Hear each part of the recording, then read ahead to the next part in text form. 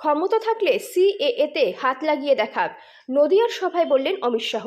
Mamata vote পাওয়ার জন্য CAA এর বিরোধিতা করেছে, চ্যালেঞ্জ করে বলে যাচ্ছি কারো ক্ষমতা থাকলে সিএএ তে হাত লাগিয়ে দেখুক। এই দিন নদিয়ার কৃষ্ণগঞ্জের মাঝদিয়া ফুটবল খেলার মাঠে এসে মমতা ব্যানার্জি ও তৃণমূলকে আক্রমণ করলেন দেশের স্বরাষ্ট্রমন্ত্রী অমিত শাহ। শুক্রবার নদিয়ার রানাঘাট লোকসভা কেন্দ্রের বিজেপি প্রার্থী জগন্নাথ সরকারের সমর্থনে একটি জনসভায় উপস্থিত হন অমিত শাহ।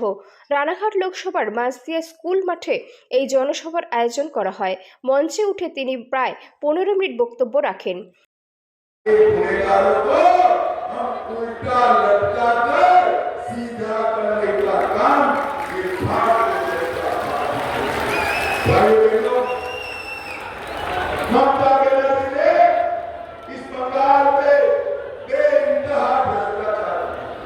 उनके मंत्री के घर से 50 करोड़ रुपया पकड़ा गया।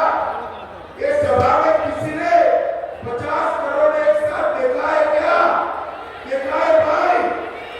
50 करोड़ रुपया ममता दी, ये किसका है? किसका है पैसा? राणाघाट वालों, राणाघाट के गरीब युवाओं का ये पैसा। भ्रष्टाचार पर नंबर 1 सरकार है। ये बम धमाके जो होते हैं, इस सभी को डराने के लिए कर रही है ममता। अगर मैं आज पता कर जाता हूँ राणाघाट वालों, चुनाव आयोग ने सेंट्रल फोर्स लगाया है, किसी को डरने की जरूरत नहीं है। ममता के गुंडों की हिम्मत नहीं है कि आपको वोट डालने से रोक पाए। भाइयों बहनों, मुझे बताओ कि कश्मीर जो है हमारा है या नहीं है? जोर से बोलो, है या नहीं है? खड़गे भी कहते हैं कश्मीर और बंगाल के युवाओं का क्या ले? अरे खड़गे साहब, आपको मालूम नहीं है मेरा राणाघाट का एक युवा कश्मीर के लिए अपनी जान देने के लिए तैयार है। भाइयों बहनों, आज मैं कहता हूं मोदी जी ने धारा 370 को समाप्त कर हमेशा के लिए इस देश से आतंकवाद को समाप्त करने का काम नरेंद्र मोदी जी ने किया। भाइयों बहनों, हमारे बंगाल को सोना बांग्ला बनाना है तो इसका एक ही रास्ता है। इस बार 30 से ज्यादा सीटें कमल के निशान पर जिताकर मोदी जी को दे दो। मोदी जी कम धमाके भी बंद करेंगे, भ्रष्टाचार भी बंद करेंगे और सीएए भी देने का काम नरेंद्र मोदी जी करेंगे। मुझे बताओ, हमारे जगन्नाथ सरकार को वोट दोगे क्या? आए हुए प्यारे भाइयों, बहनों, माताओं और मेरे जिगर के टुकड़े जैसे युवा मित्रों, आप सभी को सबसे पहले तो मैं राणाघाट के सभी लोगों के प्यार उत्साह के लिए 2 हाथ जोड़कर मनपूर्वक प्रणाम करता हूं। यहाँ आप 1 इंच जगह खाली नहीं छोड़े हो और रोड पर सभा से ज्यादा जनता हमारे जगन्नाथ जी को जिताने के लिए आई है। भाइयों बहनों, जगन्नाथ सरकार के नाम के सामने कमल का निशान है।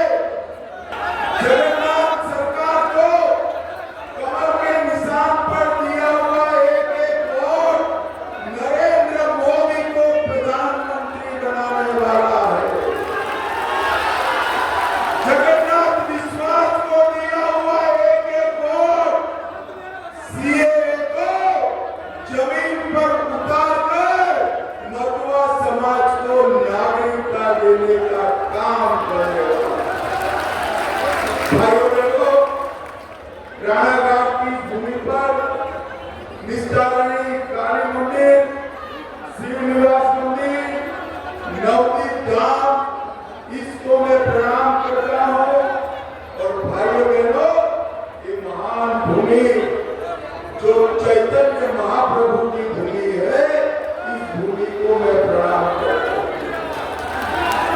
रसगुल्ला আমি ছবি भाई পাবো बहनों,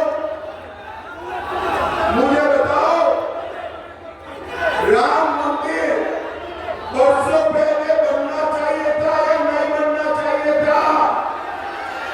जोर से बोलो, बनना चाहिए था या नहीं बनना चाहिए था?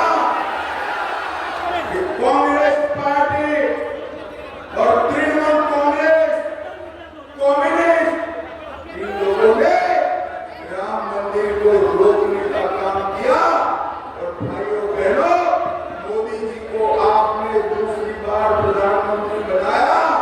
मोदी जी ने 5 ही साल में केस भी जीता, भूमि पूजन भी किया और प्राण प्रतिष्ठा करके जय श्री राम कर दिया। और भाइयों बहनों, मैं आज बताना चाहता हूं, जब भाई ये सारे मीडिया वाले सेट करके बैठ जाओ मुझे দেখলে এবার ছবি নেই बैठ जाओ। ये झूठ बोल रही है कि चावल हमारे नेता नरेंद्र मोदी भेज रहे हैं। नरेंद्र मोदी 12 करोड़ घरों में टॉयलेट्स बनाए, वो भी नरेंद्र मोदी जी ने बनाए। 4 करोड़ घर बनाया गरीबों के लिए, वो भी नरेंद्र मोदी जी ने बनाया।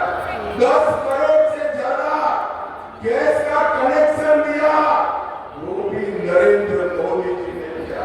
और 14 करोड़ लोगों को नल से जल देने का काम किया, वो भी नरेंद्र मोदी जी ने दिया। भाइयों बहनों, जब मैं राणाघाट आया हूं तब हरिचंद ठाकुर जी, गुरुचंद ठाकुर जी, गोरोबा, तीनों को प्रणाम करता हूं और उनको मन से याद करता हूं। भाइयों बहनों, आप मुझे बताओ, सीए इस देश में आना चाहिए या नहीं आना चाहिए? जोर से बोलो, आना चाहिए या नहीं आना चाहिए? यहाँ बड़ी संख्या में मध्वा समाज के लोग शरणार्थी बने हुए।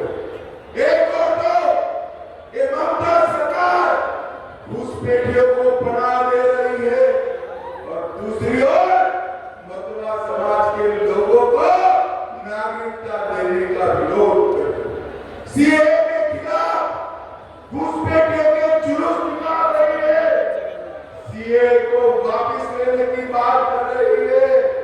और मित्रों, मैं आज वादा कर जाता हूं बंगाल की जनता को, किसी की ताकत नहीं है सीए को हाथ लगाने की।